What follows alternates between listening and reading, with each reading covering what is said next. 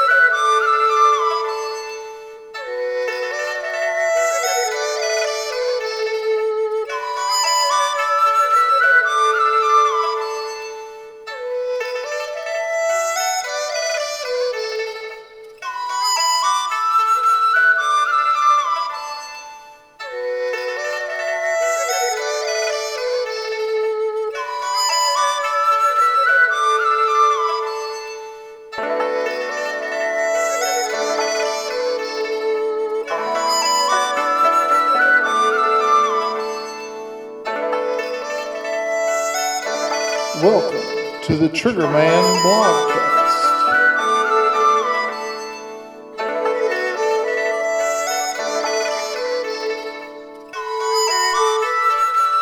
And welcome back to the Triggerman BLOGCAST.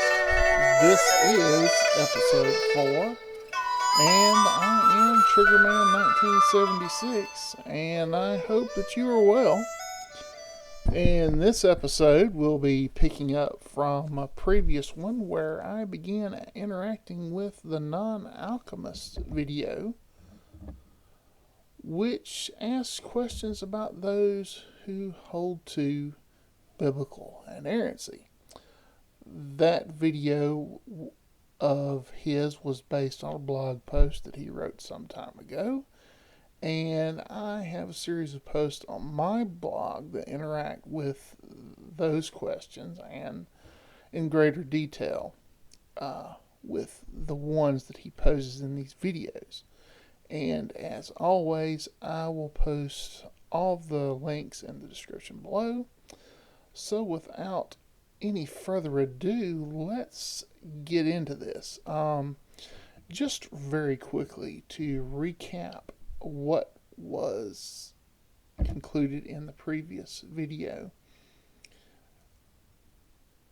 There were 4 points that we took away from that initial interaction, and they were, first, that inerrancy is a coherent doctrine grounded in Scripture, and any interaction with the biblical text presumes the truth of Scripture.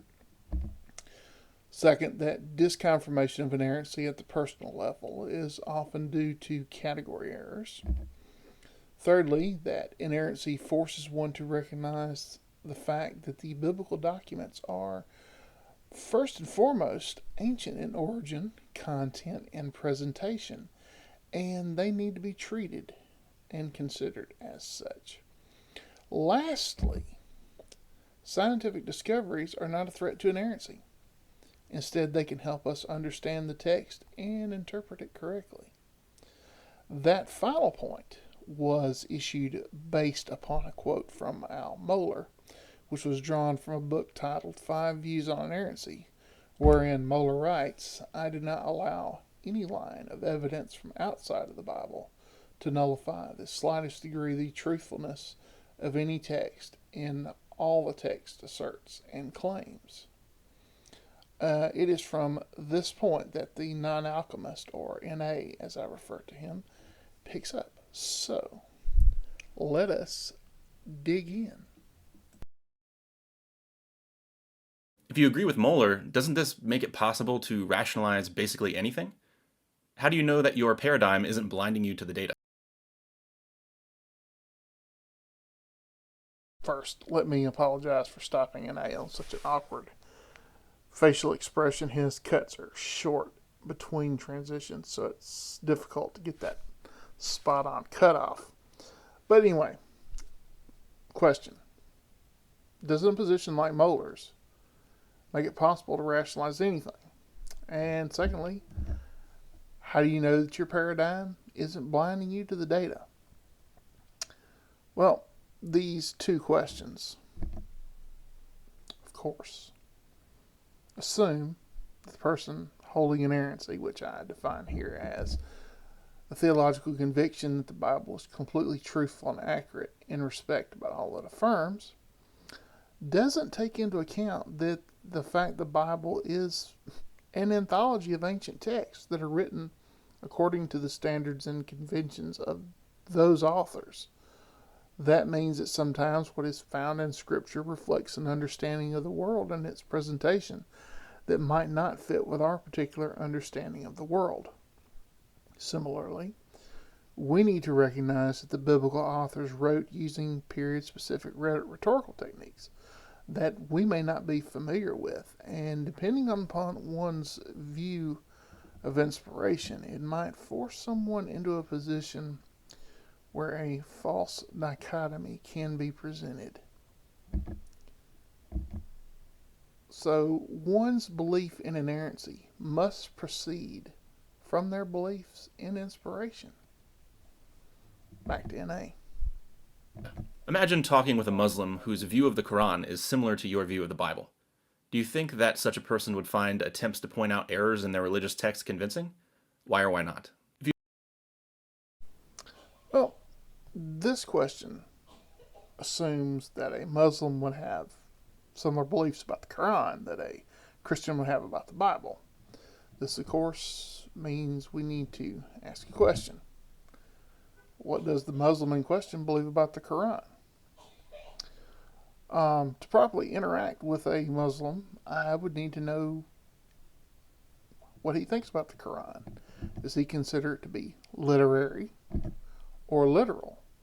By literary, I mean that it would have period or culturally specific rhetoric that requires the reader to contextualize any statements.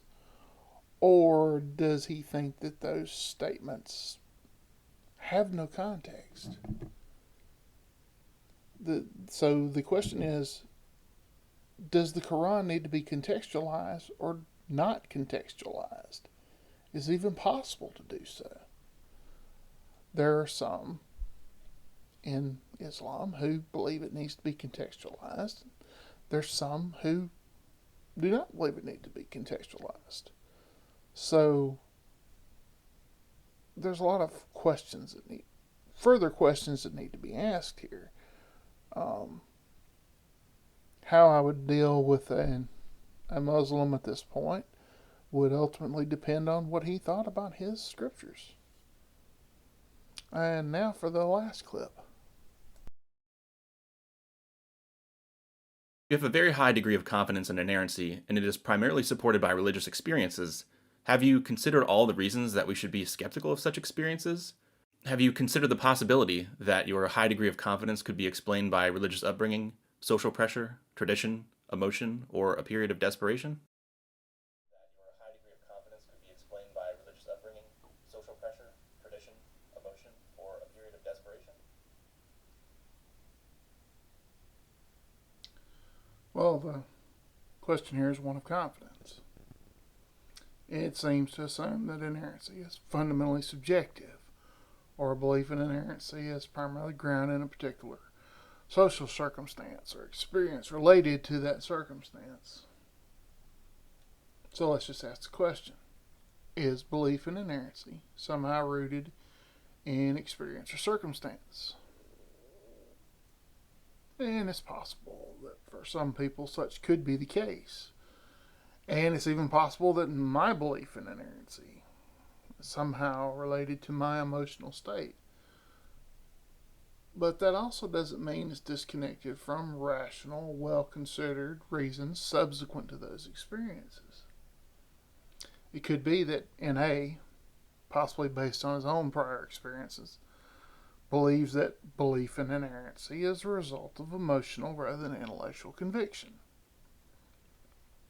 But, for a moment, let's just ask a question. Does a personal emotional basis for belief in inerrancy somehow undermine the fact of inerrancy? Simply put, no. What does need to be pointed out, especially for believers, is that a denial of inerrancy destroys any meaningful standard for knowing anything, as it's only through the true and living God and His revelation made in Scripture that we can say that we know anything with any confidence or with any certainty. And with that being said, if you enjoyed this video, please like it, share it with your friends, and if you don't mind, hit that subscribe button. Above all, thanks for watching. I'm Triggerman1976. This has been the Triggerman BLOGCAST, and hope to see you in the next video.